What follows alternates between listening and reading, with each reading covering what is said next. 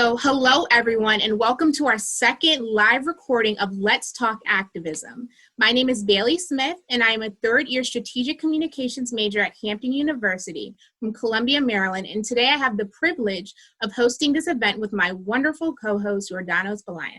Thanks, Bailey. Well, hello everyone. My name is Jordanos Balina, and I am a third-year journalism major studying at Hampton University from Montgomery County, Maryland. And it is my pleasure to be co-hosting this evening for this informative event. So thank you. Today we are exactly 18 days away from the most important election in United States history. We have bared witness to so much within the last months and still sit within such an uncertain climate.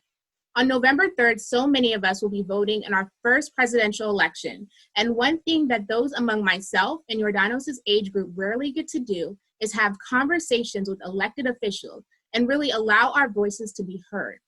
Throughout this event, you can enter your questions in the chat or Q&A box following the conclusion of our questions.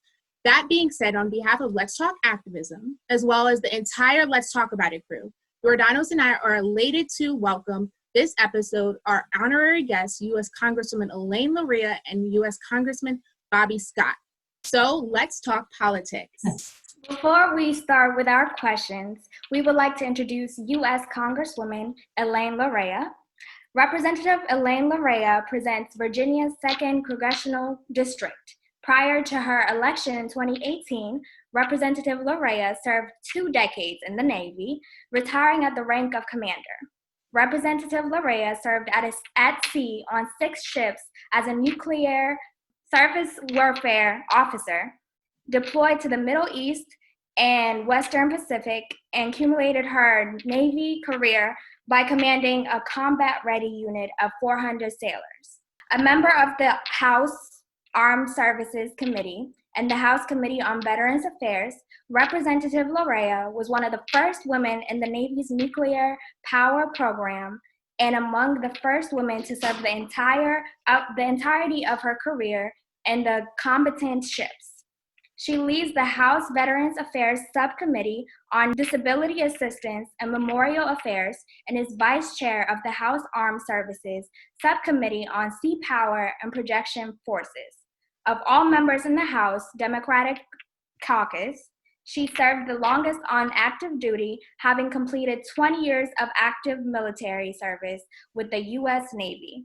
Luria resides in Norfolk, Virginia, with her husband, Robert Blondin, also a Navy veteran, and their 3 children. Welcome, Congresswoman Luria. It's nice to have you back. Well, thank you. Thanks for having me back, and I'm excited to be here to chat with you again and hear what's on your mind. Yes, welcome back, Representative Luria. And today I have the honor of introducing Congressman Robert C. Bobby Scott. Congressman Robert C. Bobby Scott has represented Virginia's 3rd Congressional District in the U.S. House of Representatives since 1993. Prior to his service in Congress, he served 15 years in the Virginia General Assembly. Congressman Scott currently serves as the chairman of the Committee on Education and Labor. In this capacity, he is advancing an agenda that improves equity in education, frees students from the burdens of crippling debt, protects and expands access to affordable health care, ensures workers have a safe workplace where they can earn a living wage free from discrimination, and guarantees seniors have a secure and dignified retirement. In 2015, he was one of the 4 primary authors of the Every Student Succeeds Act, which reauthorized the Elementary and Secondary Education Act for the first time in 13 years and replaced the No Child Left Behind Act. Congressman Scott also serves on the Committee of the Budget, where he is a leading voice on the fiscal policy and reducing the deficit.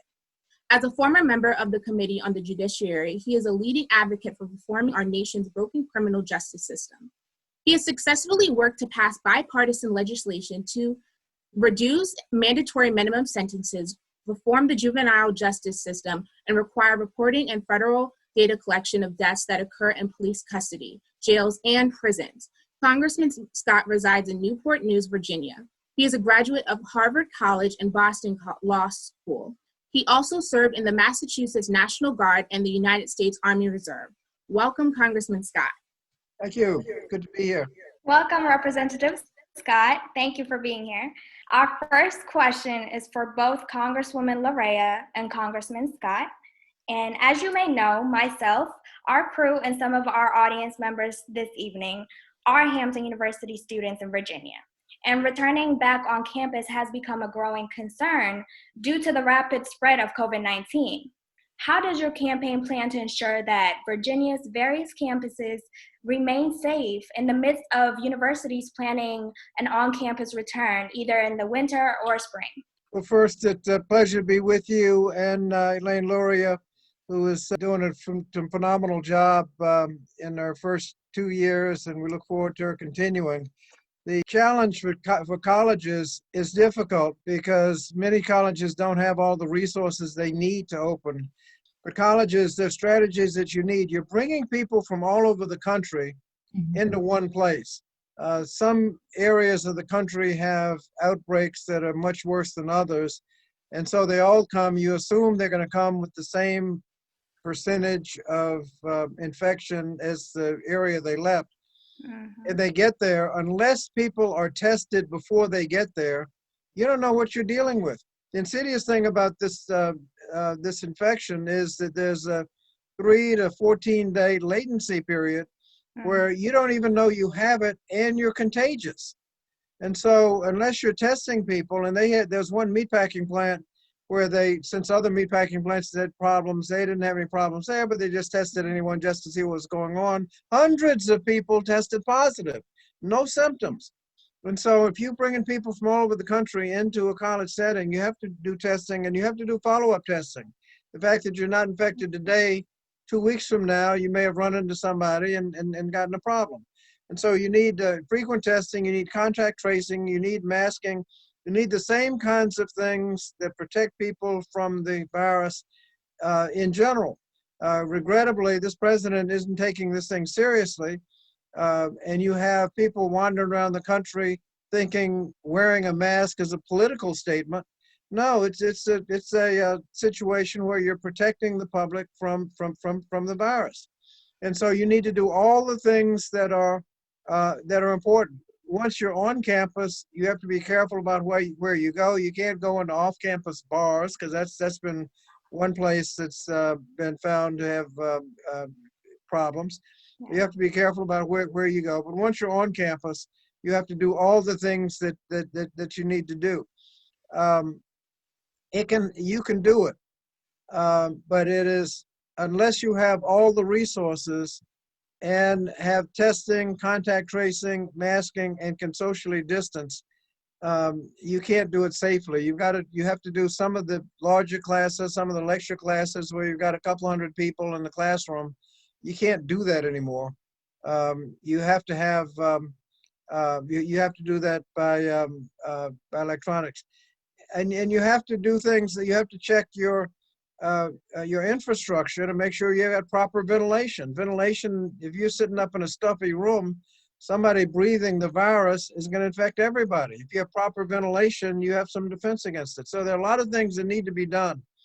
But unless you are doing extensive testing and contact tracing, social distancing, masking, particularly testing coming in, I don't see how you can open safely. Right. Yes, and so I'd add to that as well. You know, we recognize that for colleges and universities to adapt during the time of COVID, whether they're trying to phase back in or have some portion of the student population on campus in person, or just to adjust to now reaching students virtually, that had a huge price tag to it. And through the legislation that we passed 4 major pieces of legislation in response to COVID. The most well-known is the CARES Act. Through that legislation for Hampton University, actually there was $2.1 million in funding. Half of that funding goes directly to student financial aid, and the other half to the additional expenses for the school as far as making adjustments to continue to operate during COVID. And additionally, I also saw that this Tuesday, on the October 13th, I saw an announcement that the Bill and Melinda Gates Foundation is participating in a widespread COVID testing program, focusing on several HBCUs, of which Hampton University was selected. So I think that will be another resource, like Congressman Scott said, about specifically having adequate testing to make sure, that when students do and can come back together in the same location, that testing can be done in a thorough way, to prevent the spread. So, I know the administration at each school is, working through their unique challenges. Every dorm or living situation or campus configuration is slightly different. So those, choices are being made to keep you safe, to keep the faculty safe. And I know that there's a lot of planning going into that. And, we want to make sure through legislation like the CARES Act, and if we're able to come to another COVID relief package, that we continue to include money and funds for higher education, because this is a challenging time and there's a lot of expenses that we're unplanned for. Right. So this next question is also for both representatives and is on the subject of policing. Recently, both yourself, Congressman Luria, and Congressman Scott participated in a webinar on community policing. On September 24th, a grand jury indicted only one of 3 officers involved in the Breonna Taylor case, Officer Brett Hankison, who was charged with wanton endangerment. After this ruling, what adequate steps do you feel are necessary for government officials and communities to take as they address community policing and policing in general? First thing we need to do is pass the George Floyd Justice and Policing Act.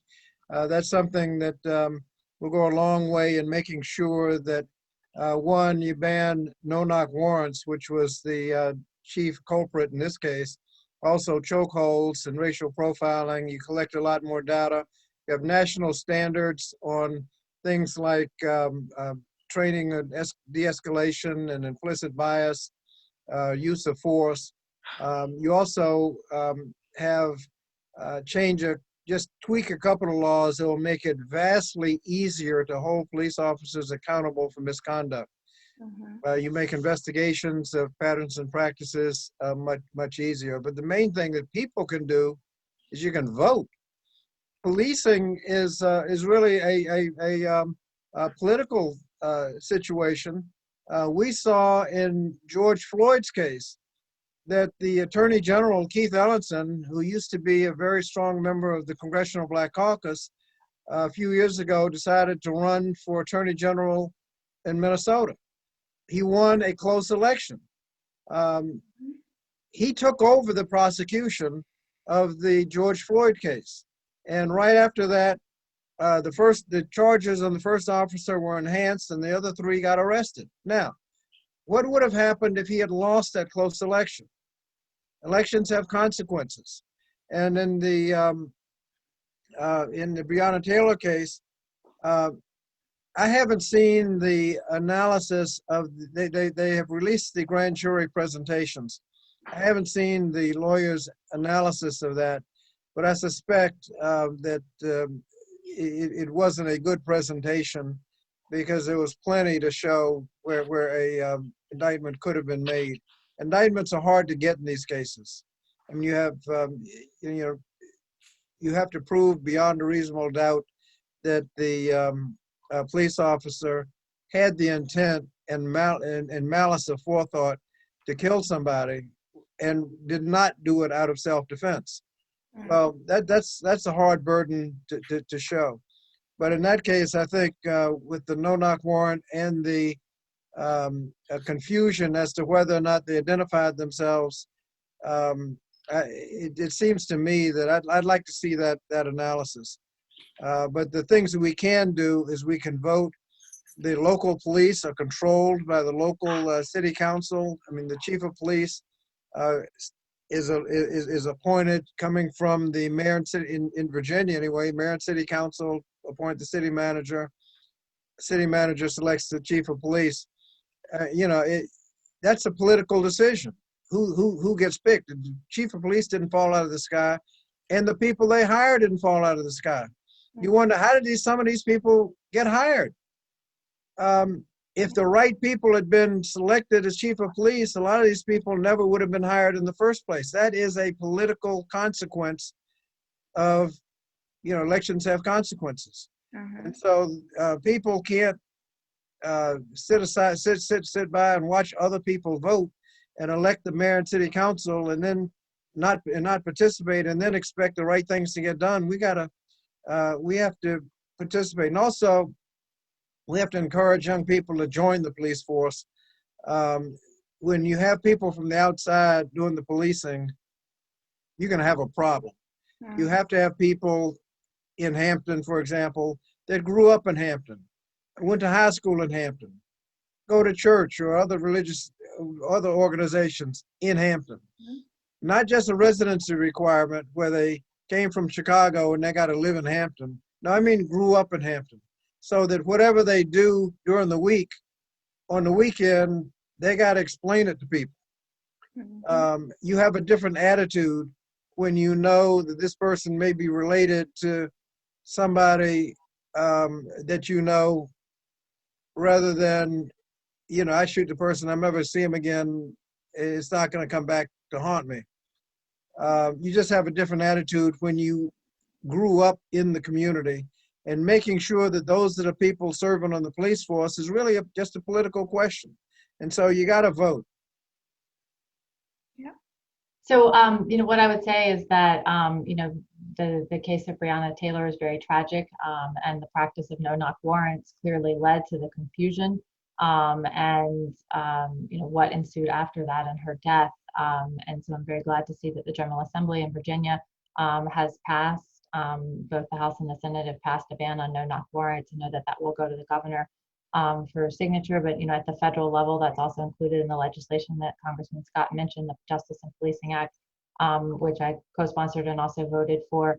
We need that kind of legislation that will work in different ways to keep the community safe by banning no-knock warrants, chokeholds, increased use of body cameras, and also hold the police accountable. Again, the use of body cameras, a registry to track police misconduct, and then more funding, frankly, to help improve the practices that the police have to help prevent things such as racial profiling and overuse of force. And we need to make sure that the police have those resources. And also, like Congressman Scott said, police are part of the community. They need to come from the community, look like the community that they serve and protect. And I think that in a lot of our police forces, we don't have that diversity. We don't have the investment, personally in the community where their families are also living there in the communities that they're keeping safe. So I have focused on these issues of community policing, and recently held forums both in Norfolk and Virginia Beach, and have another one coming up in Williamsburg to talk about how our police forces, our faith community, local leaders are all working together to improve community policing. So I think those are the kind of things that will be steps in the right direction to prevent tragedies like this happening again in the future. And let me say another thing about voting. Elections have consequences. The bills that came out of the General Assembly and in the process of being signed by the governor, all of them didn't pass, but a bunch of them passed. But let me tell you something. A year ago, under Republican control of the House of Delegates and State Senate, none of them would have gotten out of subcommittee. None of the gun safety measures got out of subcommittee a year ago. They've been signed by the governor. Voter suppression was alive and well during the last few General Assembly sessions. We passed laws to reverse, to water down the voter ID laws, to expand early vote, to create early vote, to make voting easier. Those kinds of things happen when you vote and elect the right people. The George Floyd Justice and Policing Act passed the House of Representatives, a Democratic majority, and hadn't had any action on it in the U.S. Senate. They took up a bill that was basically a series of resolutions. Didn't do anything, talked nice, didn't do anything. They took that up and defeated it. And that's the last you heard of any action being taken on police accountability in the Republican U.S. Senate. Elections have consequences, so when you elect them, that's what you get. As we shift to the topic of small businesses, Congresswoman Luria, we are aware that you and Senator Tim Kaine recently visited a Latino-owned small business in the Hampton Roads area. And as you converse to these minority small business owners, what specific concerns were communicated, and what steps are you taking to ensure that these concerns are being heard by members of Congress for effective change? Well, thanks. Yes, Senator Kaine and I did have an opportunity to tour some Latino-owned small businesses through the Hispanic Chamber. And today I participated in a roundtable with Black Brand, which is the Black Chamber of Commerce and has a lot of small businesses throughout Hampton Roads. And, both of those opportunities let me hear from small businesses who had challenges accessing some of the resources that we put out through the CARES Act, the payroll protection programs, the SBA loans, and for a variety of reasons. With some of the Hispanic small businesses, there was just a lot of uncertainty, language barrier, and different things that and just getting the information that these resources were available in a timely way so that people could take advantage of them. That was one of the things that was brought up that was very challenging. And then, a lot of people, just had trouble because they didn't have strong banking relationships, very small businesses, and, don't normally have the need to go out and seek loans or capital, didn't have a relationship set up with a bank where they could walk in and fill out these forms, which, was meant to be a rather smooth and simplified process, became quite complicated. Because of a lack of a banking relationship or lack of, good, credit rating, which was surprising to me because the way we set this up, these were federally backed loans. The bank's only role in this was to administer the paperwork, and the bank actually got a fee, for processing the loans. So it was to their advantage to process them at no risk to the bank itself. So some of the stories I've heard have been very troubling, from the perspective of people who tried to get the loans and were not successful, as to why they didn't go through. We put measures in the CARES Act, and then we did supplemental funding for the payroll protection program that set aside a certain amount of that funding for small businesses, very small businesses, minority-owned, women-owned businesses, rural businesses, that don't have some of the same resources. And we asked for data from the Small Business Administration. So they put out information about people who got the PPP loans, but they only put out information for loans over $150,000.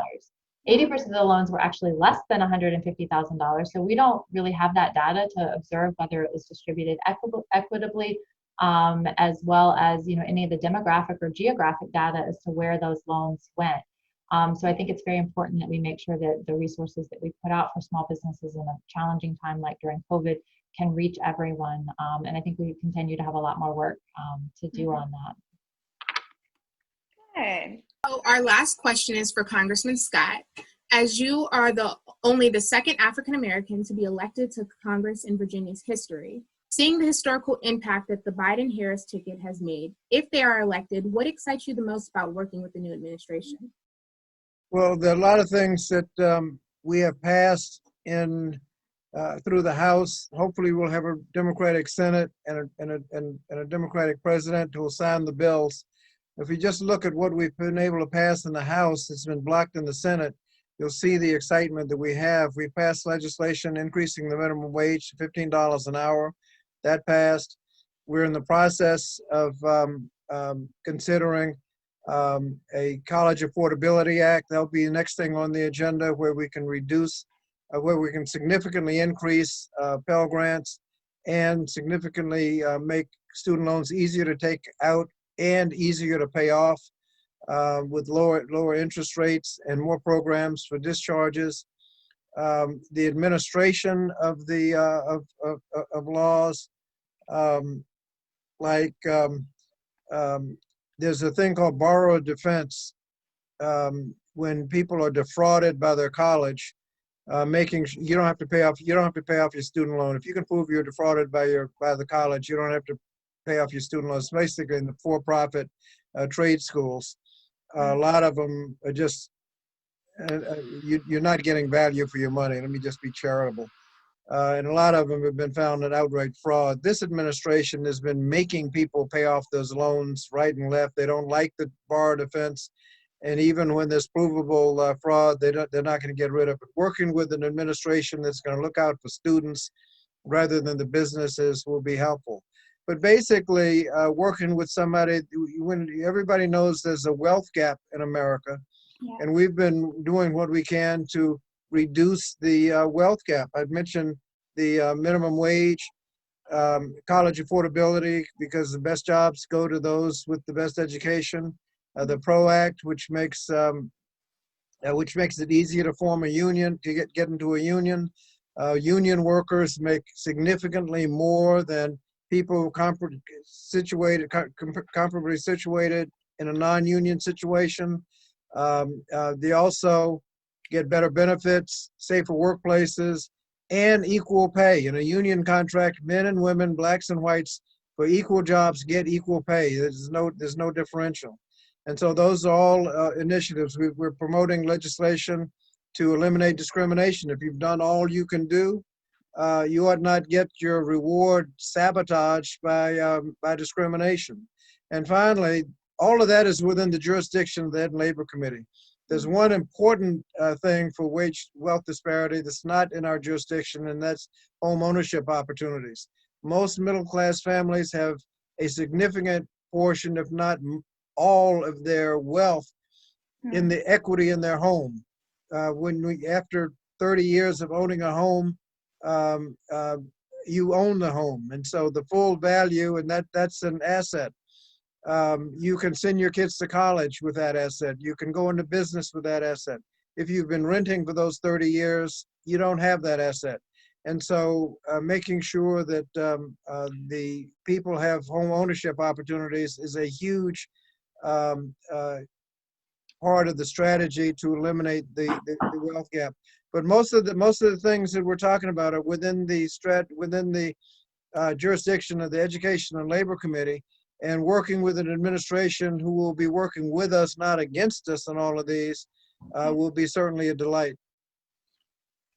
Thank you so much, Congressman Scott, and thank you so much, Congresswoman Luria. And I really hope that a lot of these initiatives can be pushed forward come 2021. And so that concludes the portion of questions that Jordanos and I have for both of you this evening. And just as we have touched on some of the topics we felt were important today, we want to open the floor to allow our peers and guests to do the same. So we will now open for Q&A. So he says, I have been living with type 1 diabetes since I was first diagnosed in 2011 at the age of 13. Since then, I have needed to take insulin injections daily to survive. But the price of insulin over the past 10 years has risen. I was very encouraged to see the Virginia General Assembly pass HB 66 last year, which sets a price cap of $50 for a month's supply of insulin. This will have a big effect on my family's finances when this cap takes effect in several months, as my monthly insulin co-pays today are usually between $85 to $90. Do you support a simpler price cap at the federal level, and what action are you taking now to ensure that insulin and other life-saving medication are affordable to all in our country? Oh, well, thank you for this question. And I know that especially in the time of pandemic, healthcare and the cost of healthcare are really on the forefront of people's minds. And one of the most frequent things I hear is about the cost of prescription drugs, and specifically the cost of insulin, and how that has gone up dramatically. And it is a necessary life-saving drug that people have to have.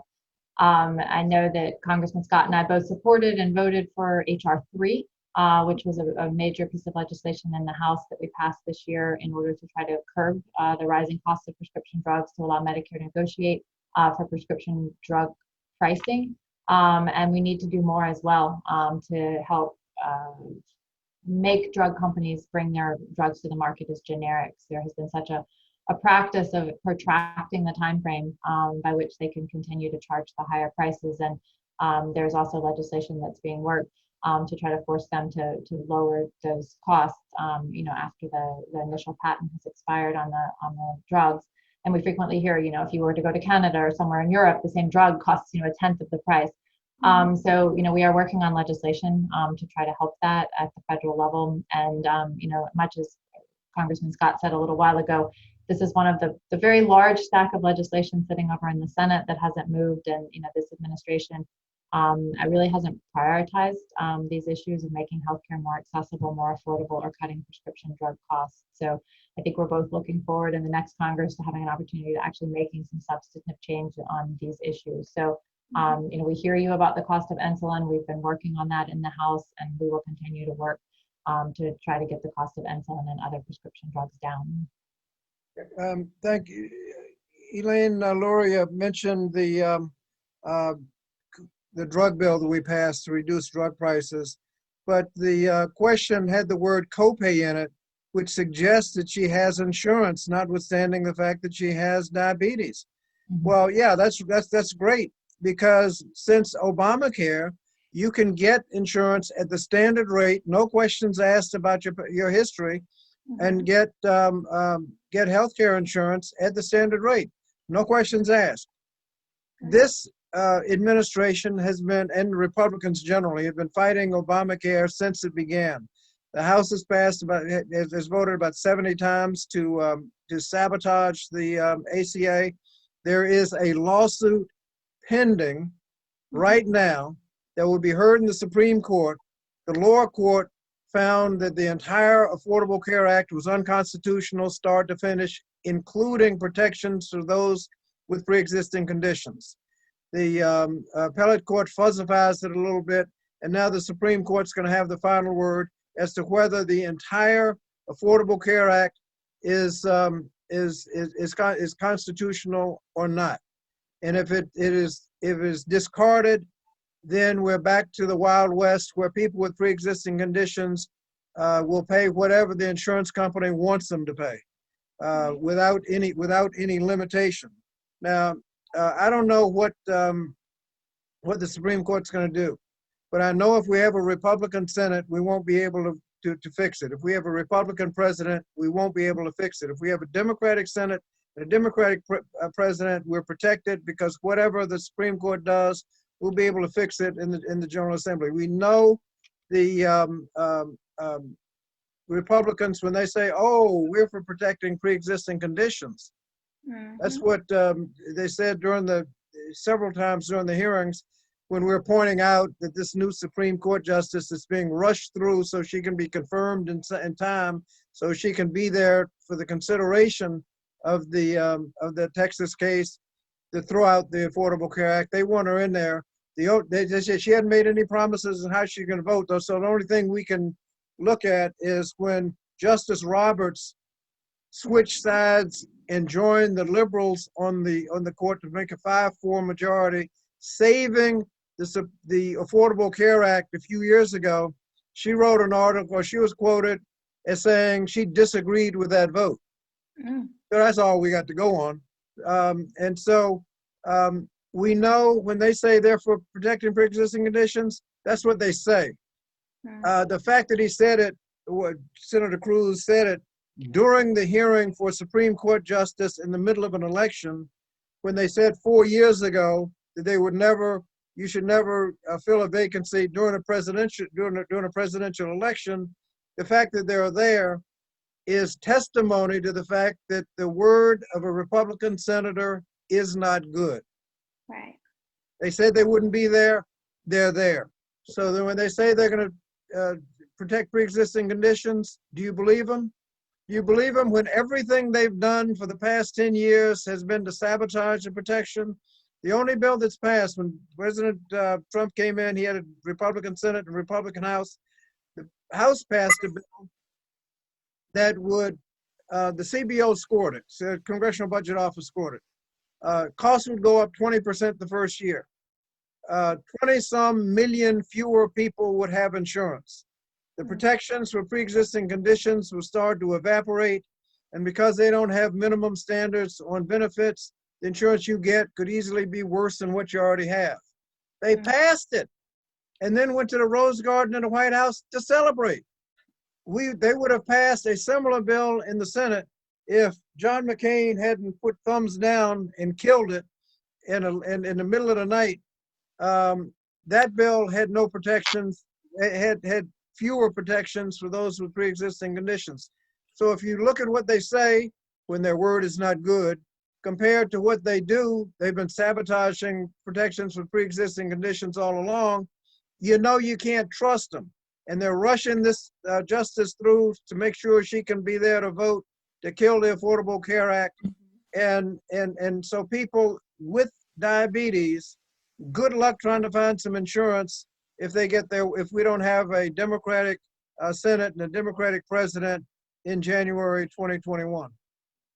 Oh, and let me just add another thing on, because if the listener who asked the question is also a student, I would imagine that they're probably under 26 and also still taking advantage of being on their parents' health care if they're covered. And so, we get rid of the Affordable Care Act. We also get rid of the possibility that, everyone can stay on their parents' health care up to the age of 26. That is, a big blow in addition to the pre-existing conditions, and would just cause, millions of Americans to lose health care. Mm-hmm. Right. They said, what is your message to people discouraged to vote by the most recent presidential and vice presidential debates? I don't know why anybody would be discouraged. You ought to be activated to vote. You have a presidential candidate who, when asked to disavow white supremacy, not only declined to do so, but talked directly to a group of people, tell them to stand by and stand back and stand by. Mm-hmm. I didn't know who he was talking to. I had to Google search to find out the Poor Boys. I mean, that's a white supremacist group, armed and dangerous. And he's going to tell them to stand by. Stand by for what? And that is not disavowing them. That's, I mean, and if you have any questions about who he was talking to and what they heard, people checked their little websites and Twitter accounts. They were delighted to hear the President of the United States validate their little organization. And if that doesn't scare you to death and get you going to the polls, I don't know what will. Either Joe Biden or Donald Trump will be president after January 20th of next year. Just to give you an idea of where Donald Trump is coming from, talking about race,